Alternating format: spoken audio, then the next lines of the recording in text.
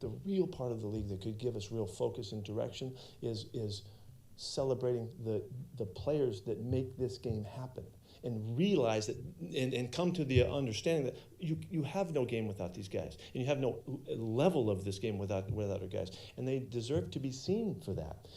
What does that mean? Well, you're going to look after them. You're going to take care of them. You're going to see them through their careers the best way you can, make the decisions that always support their health and their welfare and their well-being and all of that. That's part of it. But then as they come out of their careers, what are we doing for them? Do we let them go and now they're on their own? Or do we celebrate them from now on? Was it not worth a lifetime of support for those guys, and whatever that means? And there's so many ways to do that. When Dave Baker was at the Hall of Fame, I talked to Dave about this. Why could we not find ways to utilize our former players in ways all over the country and let them be ambassadors for the league and for sports and for achievement and for manhood and all the education and all the wonderful things that they could stand for, and just stay with them forever because they played the game. We got enough money. I think, there's enough money to do that and figure it out. But what we would create, why wouldn't we be creating superheroes for our young kids? I think you would. Something happens around the country, bam, here comes the NFL. And they show up on site, and they're like a SWAT team of support and love and understanding and all that. I thought there was so much to that, and it would change the perception of the league from outside in, of that we understood what it's like to care. Something was to happen outside. Bam! Here comes the NFL. Superheroes.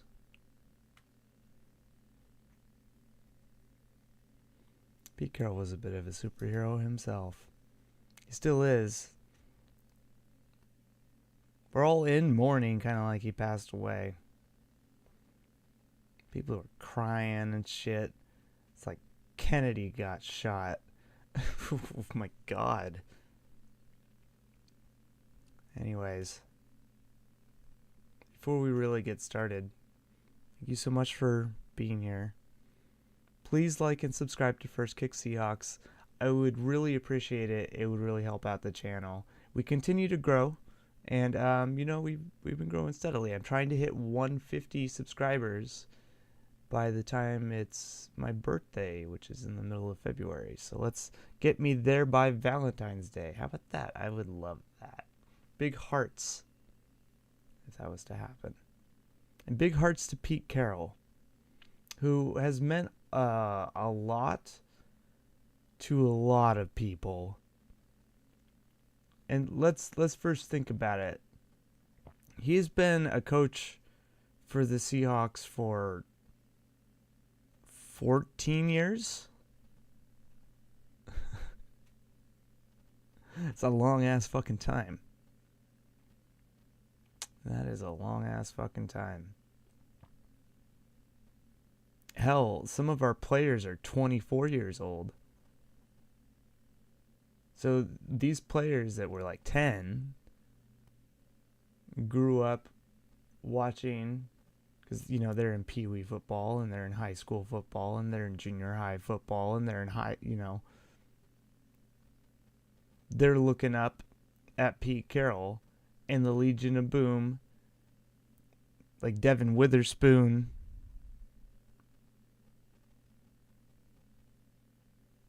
Just like a lot of people looked up to Tom Brady and Bill Belichick. People looked at Bill Walsh. The way people, for some reason, looked at Chucky. John Gruden. I don't know why his name was eluding me for a second. I'm terrible with names.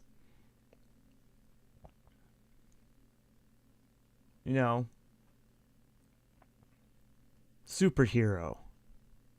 And what made Pete Carroll a superhero? Well, how does he often get described? He's a good motivator. He can make somebody believe that they can accomplish anything that they set their mind to. And they don't think he's full of shit.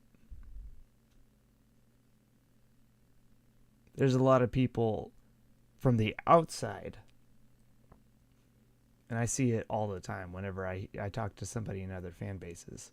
Sometimes I even see it in our own fan base too, from the casuals, who are like, yeah, this guy's full of shit.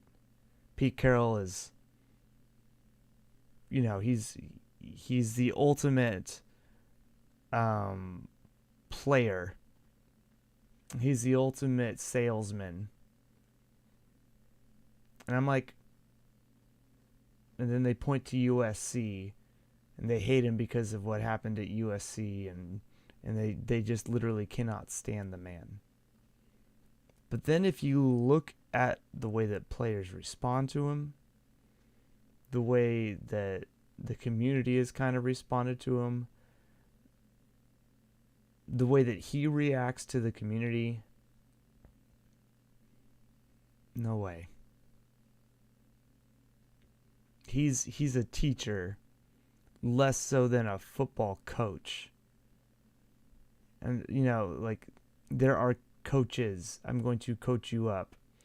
And then there are teachers who are, I'm going to, like, instill you with knowledge. And then let you, since you now have this knowledge, let you run free. Instead of going, I'm going to make you be educated in what needs to be done. There's some very good educators out there. And hell, there are some good teachers out there who are good at educating. But there's something to be said about a teacher that can bestow somebody with knowledge, that can motivate someone to believe that they can do anything and then go out and have the tools to do it. I don't think Russell Wilson is a good pocket passer. I don't think he ever was. But man, look at his mental heritage. Fran Tarkenton, Drew Brees. And he wanted to throw these deep balls for explosives. And he wanted to run around. And he had this story about how when he was a kid, he would be at the shopping mall, and he would be in the hallway. He'd bounce around in the hallway. This is Russ, right? And he'd be doing spins and using that as practice to dodge people, so that he could avoid sacks and pressures at the quarterback position. And if you know Russell Wilson, he totally did that as a kid. You saw the way he behaved after he was injured as a Bronco. I totally believe he did stuff like that as a kid. Because people say that he's fake and corny. I was a corny ass kid too. Okay, corny kids do corny shit. Gotta love Russell for that. And you know what Pete Carroll did? He loved Russell for that. He's like, okay, if you want to do these loop-de-loops and shit in the back, I'm going to let you do loop-de-loops. We're going to figure this out. And you know what, Russell? One of my mentors was a big coach for the Vikings. And hell, I even taught DBs for the Vikings for a while. I know all about Fran Tarkenton. Let's see if we can make this work for you. He was not afraid to say, you know what? Don't be afraid to be yourself. Whatever you're good at or whatever you want to be good at, go be great at it. I don't know if Pete Carroll was necessarily an amazing coach as far as I am going to teach you the ways of football.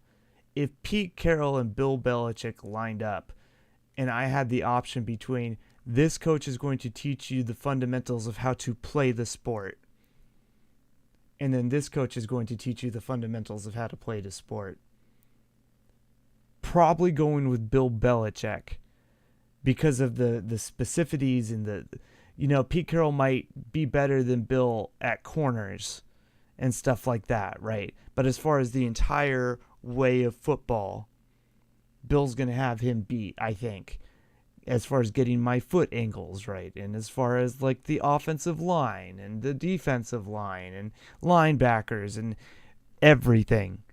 It's a lot of stuff. But what Bill doesn't have is Pete's ability to make a player want to make himself better naturally. Pete may not know, how let's say a tight end is supposed to run a route. But he can motivate a guy to want to spend his entire offseason at the George Kittle Academy getting so good that Pete Carroll doesn't need to teach him how to do that. He might instill a guy with so much confidence that he's doing all these crazy loop-de-loops and shit that it doesn't matter that he can't, run a West Coast system the normal way.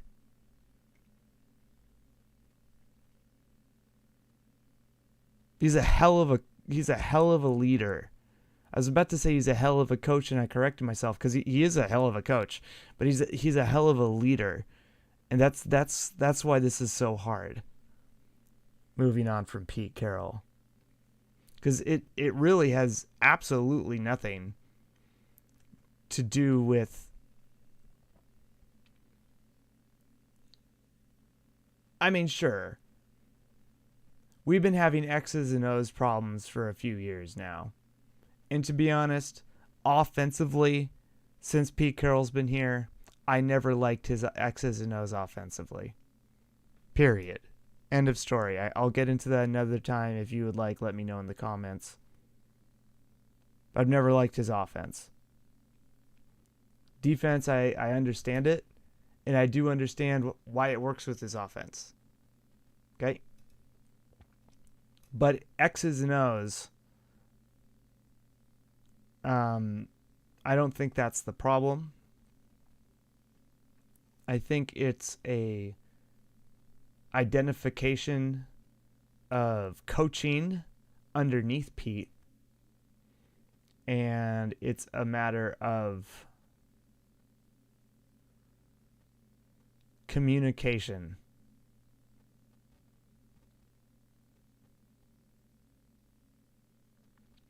I don't think he has a bunch of players on his team right now that understand a goddamn word he's saying.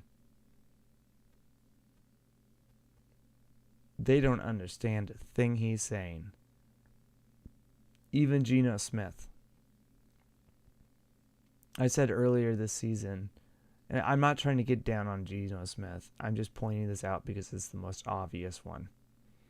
Earlier this season, there was this thing called, what we do all Thursdays is Turnover Thursdays, where you focus on turning over the football, and then the offense focuses on not turning over the football, and may the best side of the ball win.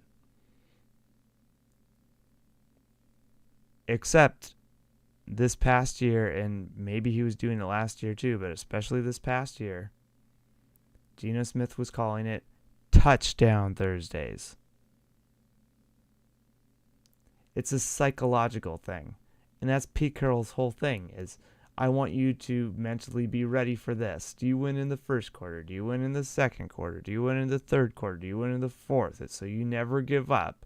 Always fight to the last second. Remember the NFC Championship. We were down by 19 points or whatever the fuck it was. Always fight. Always compete. Fight for every inch, every blade of grass. Look at Earl Thomas chopping this man's arm off at the 1-inch line. It ends up bouncing out and being a touchback, which means that we get the ball and it's a turnover. Fight for every inch. He loves shit like that. And then you have this team here that doesn't fight for every inch. And they're renaming his shit. They're renaming his shit. It's like always compete. It'd be like try really hard. We're going to call this try really hard instead of always compete. We're going to call this try always.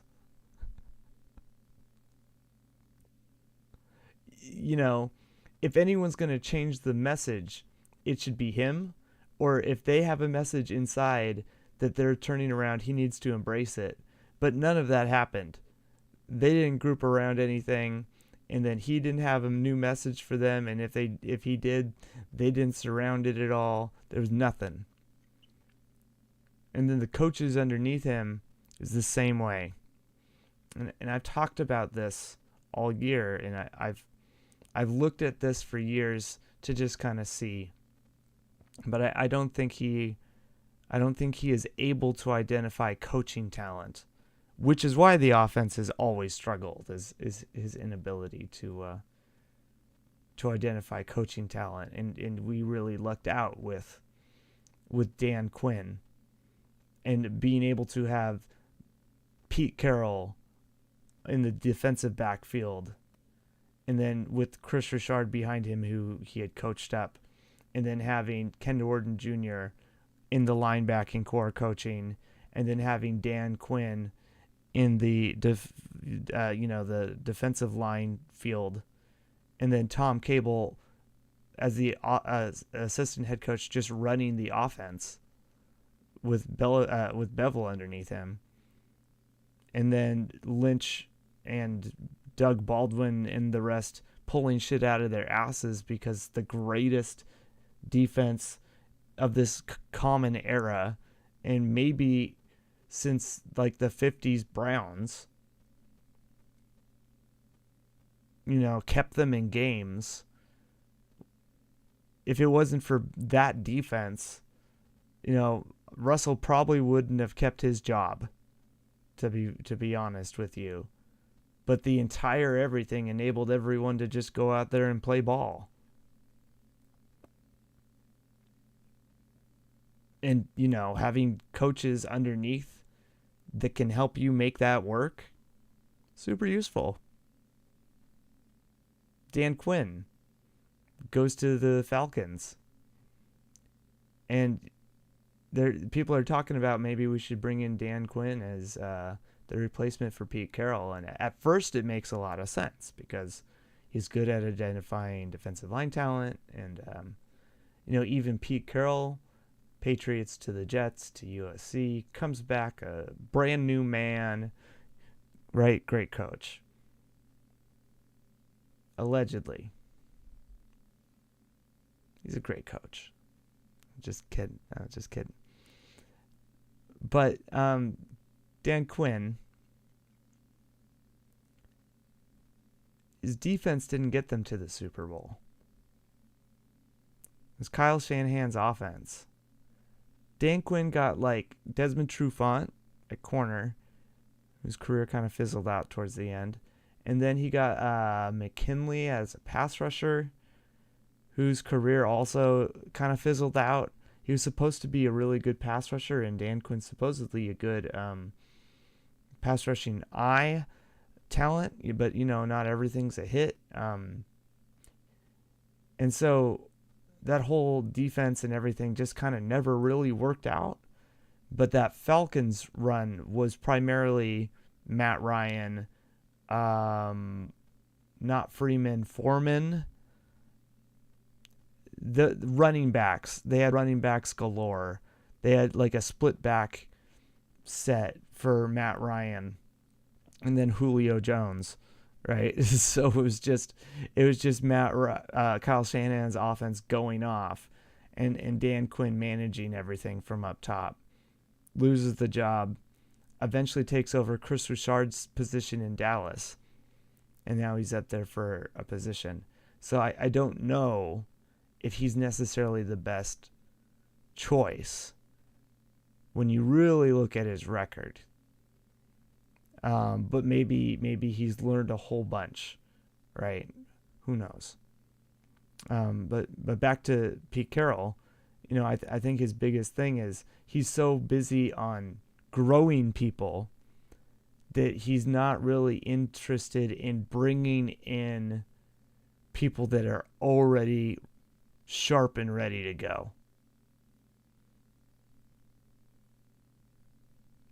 He's willing to start with a project, as we've seen time and time again, and to great success, right? But he's doing that with coaches, I think. I think he's been doing that with coaches, and I think that's been failing the players as a result, and they've been playing sloppy out the gate for multiple seasons. Like not 3 seasons, like 6 seasons. And even like on offense, I don't know if that's just a Pete Carroll thing overall, because the way he runs his camp it makes sense to me. Okay, I'm not criticizing it. I'm just running over it, okay? It's a choice. You only have so much time. You can't do doubles or anything like that 2 days. You only have so much time. So, if you only have so much time, why not spend it focusing on preventing explosives and making explosives? AKA, we're going to have Russell Wilson throwing deep balls, and then our guys are going to go out there and prevent deep balls all day. And then we're going to have Cliff Averill go out there and learn and practice how to hit the quarterback's hand. And then we're going to just, tee off and learn how to tee off on tackles and get to the 5th and 7th step to cause that ball to fumble or get the quarterback to be out of position so that they can't complete the deep passes downfield. And then we'll just figure things out from there. And because these guys are working in OTAs, they can tackle and stuff, and we don't need to worry about focusing on fundamentals. Because some teams are like, training camp, we're going to get our fundamentals right, and then we're going to focus on explosives prevention and stuff like that throughout the season. Because you're allowed a certain number of padded practices throughout the season. But so it's a matter of decision making. So I don't know. I don't quite remember why I brought that one up. I'm sorry. I don't know if Pete Carroll is necessarily setting our guys up for success the right way. Now I remember. And the way he gets them all pumped up psychologically is great, right?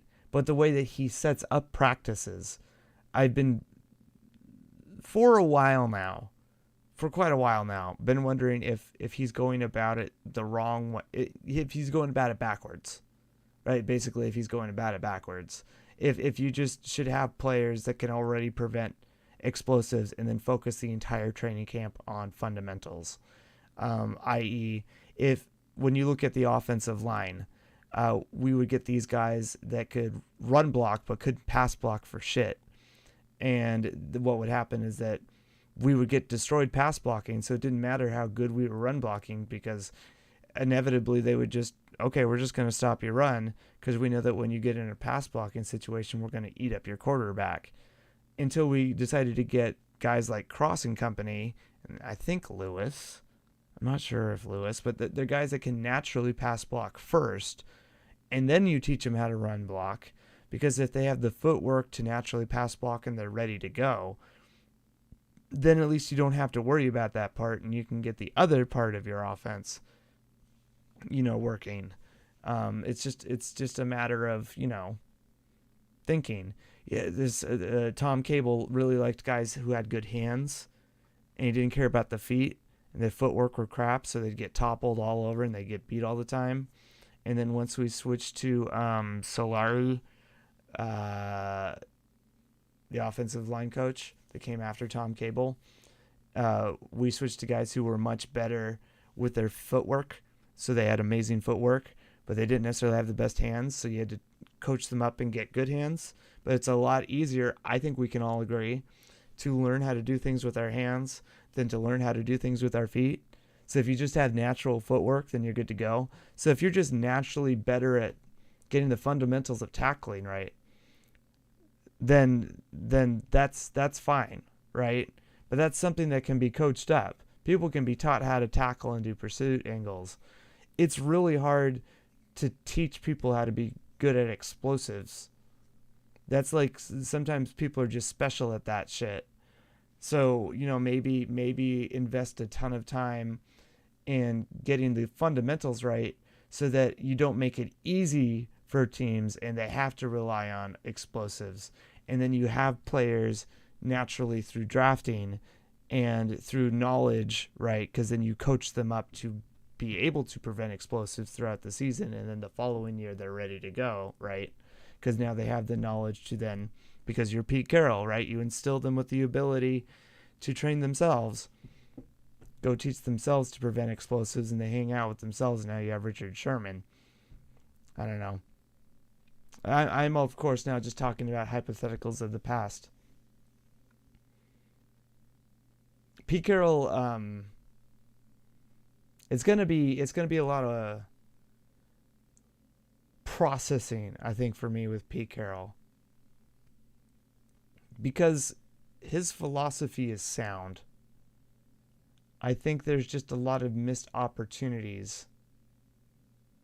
Just a lot of missed opportunities throughout his career and a lot of weird turn of events.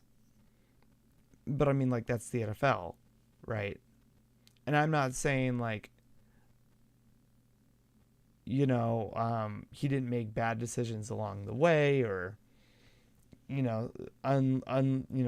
unluckiness doesn't befall some teams, or sometimes you just, like years like this, sometimes you just play like shit. We played like shit, right? But I think to wrap up this whole bit right here, the most prevalent thing Pete Carroll did in his 14 years is he changed the way a lot of people see things and think about things. Time and time again, I've seen people be like, yeah, win forever. I was telling that to myself while I was competing against cancer. Yeah, win forever. That's what I tell myself so I can stay sober. I even have a wristband. Yeah, always compete. That's what I learned from Pete Carroll, and that's how I got through college. Always compete. Well, what did that mean for me? Well, let's see how open I can get without stepping on toes here.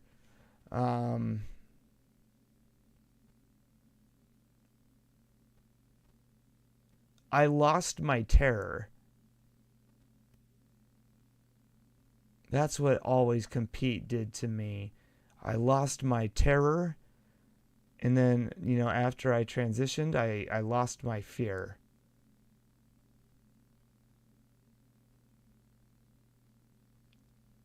So, in some ways, if it wasn't for Pete Carroll and always compete, I wouldn't have transitioned, and I'd probably be dead, to be quite honest with you.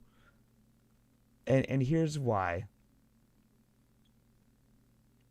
Confidence is a thing that can be ripped down. And some people don't, like, from birth, can be told they're valuable, but the actions instilled upon them do not show them that they're valuable. And so you can learn to say the right words, but with a shaky voice. And so I found myself lacking a lot of confidence, but fronting confidence, which anyone who has confidence can tell when somebody is pretending to have confidence, and somebody who is pretending to have confidence knows when speaking to somebody who has confidence that they can totally tell that I'm pretending to have confidence, and the cycle continues, right? But you have to grow, right? And I made lots of mistakes along the way, and everyone makes mistakes along the way, but you have to learn. But he said a few things that always vibed with me. It's not just always compete or win forever. It's always compete with yourself and then win forever against yourself. And that's how you will win forever against what you want to accomplish. And I was always in this state of I can't get out of my own way, or there's like this destiny in front of me that I'm walking this path and I can't get off the path. Not because of my own choices, but because that's just how life is. And a bunch of ideas instilled in my head that I totally disagreed with from beginning to end, when I was introduced to the ideas, to the end of when I decided I'm going to stop even saying these ideas. What? Because when he said always compete, and he was talking about competing with yourself, I decided, well, I'm going to start competing with myself first. Because, yeah, I'd gone to education, and sure, I had tried to grow myself, but I didn't know where to grow. I didn't know why to grow. I knew how to grow, but what was the point? And so I tried to identify parts of myself that, I was struggling with, that really I was competing with already, but I was losing. And because of my fear, because of myopicness, ignorance, if you're not aware that something is a trauma or something is supposed to be a trauma, then is it really, right? So you start to think back, and so you start to realize that, you gotta emotionally pull yourself up from your bootstraps a little bit. And that's not suck it all in and ignore it. That's, you gotta take on the challenge and compete with it. And you might not win in the first quarter. You might not win in the second quarter, and you definitely don't win in the third quarter. And hell, sometimes the fourth quarter might be really rough up until those last few minutes. You could be down multiple touchdowns and need a Hail Mary throw to Luke Wilson in the left corner. But if you just never give up and keep struggling,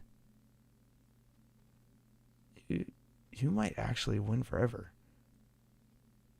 And it's not because you lose in the moment. It's because you know how to win the next moment. And the next moment. And allow you to continue getting back up. And that's what always compete is about. That's what win forever is about. It's just getting back up and then trying again. And who doesn't love that story? It's the Rocky story, right? It's the underdog story. I get back up and I do it again. You can't knock me down. I always compete. Always competing means that you'll win forever because you can't keep me down.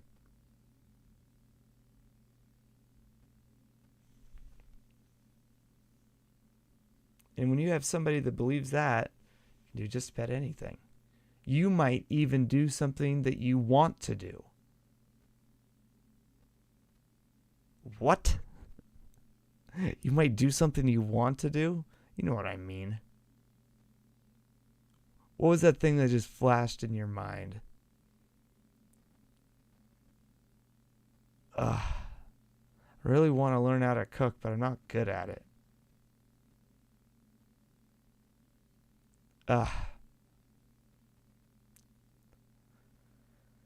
really, really want to own my own business. But the way this market is running, I just don't know if it's practical. The girls and I want to do our own podcast, but it's only men listen to podcasts.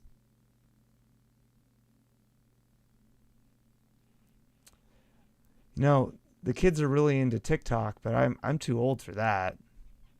See all that negativity? Push that aside. Compete against that ideas and make it happen. Ooh. I had a lot of things that I was competing against in myself. And I said, why am I telling myself that these aspects of my life are bad? Well, one of them was music. It was music. I would be really quiet with music in my own car, alone by myself. Like afraid to open my voice. And this is kind of getting to the whole Pete Carroll thing and even how I got here, how I'm speaking now. I have a microphone. For the longest time, I was afraid to use my voice. I would quiver. And sure, I would garner up the knight in shining armor confidence to go up and speak to people and be like, hey, this is my place, you need to be quiet. Or, hey, don't treat that kid that way. But I would be shaking in my boots. There's a snake in my boot. It was... But not after always compete. In music. Because I would sit in my car and I would hear my voice and I would accept that my voice is what it is. That I am what I am and it's okay. Once you accept what you are, you can then compete with that and grow. I couldn't even stand up, metaphorically speaking. If you can't even accept that you're on the ground, how are you supposed to get up? So terrified to use my voice that I couldn't even get up. Part of the way that I learned how to speak back in the day was to practice on video game characters in Mass Effect. Okay, I'm going to come up to Rex and ask him about how he feels about the Krogan genocide. See how he responds. And then I'm going to go to school and see what happens when I ask people these 3 different types of questions. I had a long way to go, okay? Then here comes always compete. And now I'm in the car and I'm just letting my voice, instead of writing it out in a diary, I'm speaking out loud.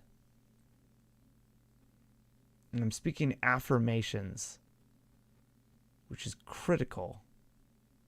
This is the truth. This truth. This truth. And I found there were a lot of things inside of me that were just bottled up. And I found there were a lot of things I was also grateful for too. And Pete Carroll, he speaks about that. And when you can find things that are frustrating, speak truth to that. Tell the truth Monday. When you find something that's damn good, speak truth to that. Tell the truth Monday. Be excited about what you do. Live that life. Be that life.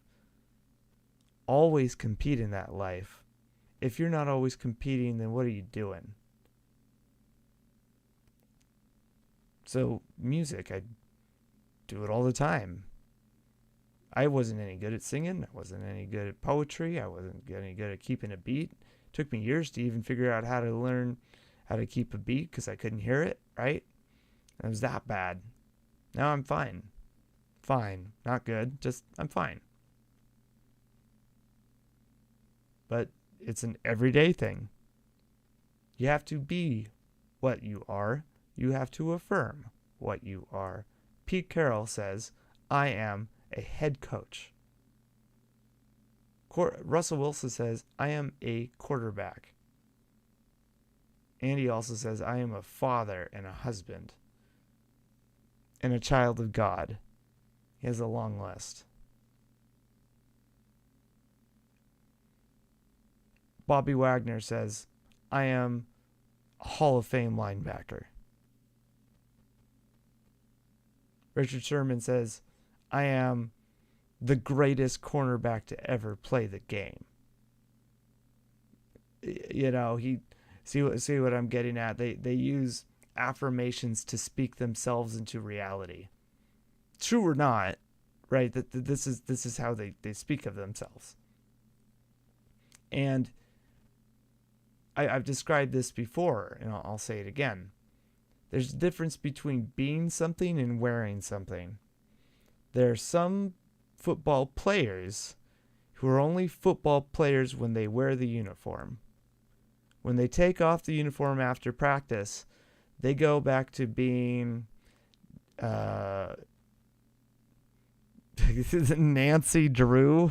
Okay, we're going to, they go back to being Nancy Drew,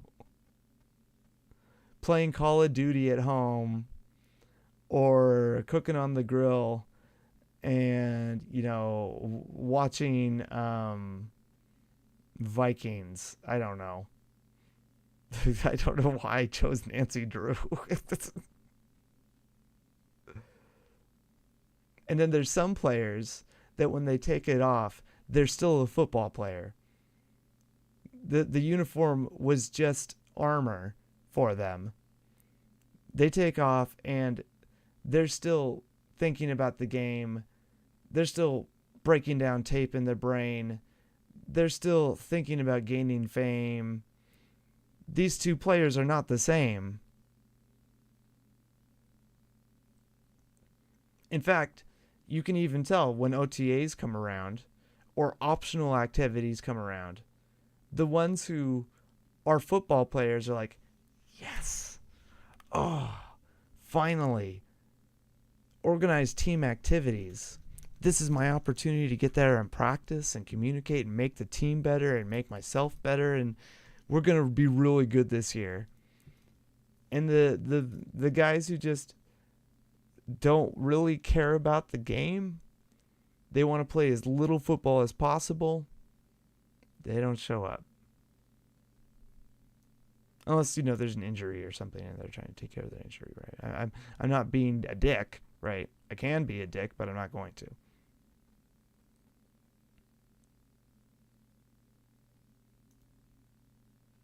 And so he creates people to be like that. He motivates people to be like that.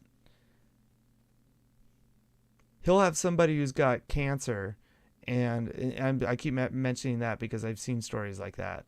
Well, they'll put the win forever or always compete on the wristband, and they'll be like, yeah, I was like gonna give up, and then I'm like, fuck no, not giving up. I have things I need to do. And then they're like, so then I did that and I became a photographer. And look at me, I'm in Peru riding a horse. You know, or, you know, like myself.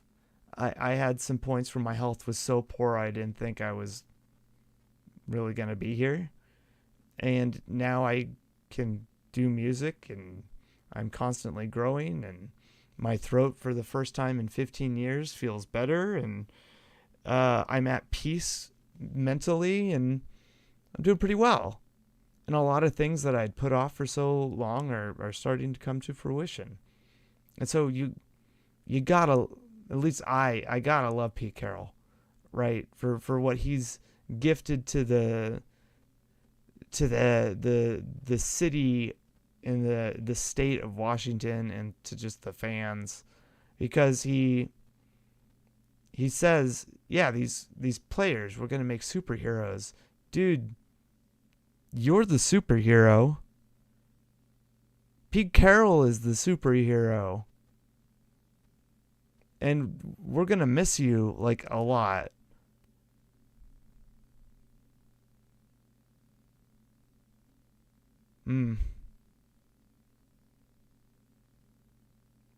Okay.